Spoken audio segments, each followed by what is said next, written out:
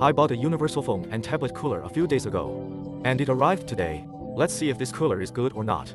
After opening the box, there is a cooler, a magnetic patch, a 35-watt charging head, a charging cable, and 2 back clips. I already have a magnetic patch on my tablet, so I won't stick it again this time, just stick the cooler on it. If you don't want to use the magnetic patch, you can also use this telescopic back clip and clip it on the tablet. The manufacturer says the rated power of this radiator is 25 watts.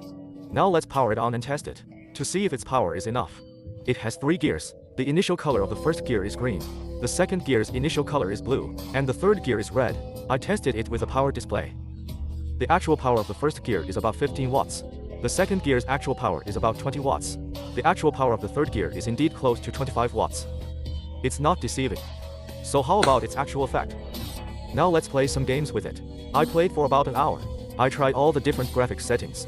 My device is the 2020 iPad Pro 11 inches. After my test, it can handle high definition and 120 frames, but it can't handle Ultra HD resolution. It will get hot.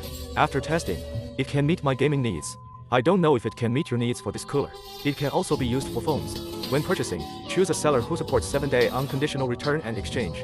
If it breaks within half a year, it can be replaced. If it breaks within a year, it can be sent for repair.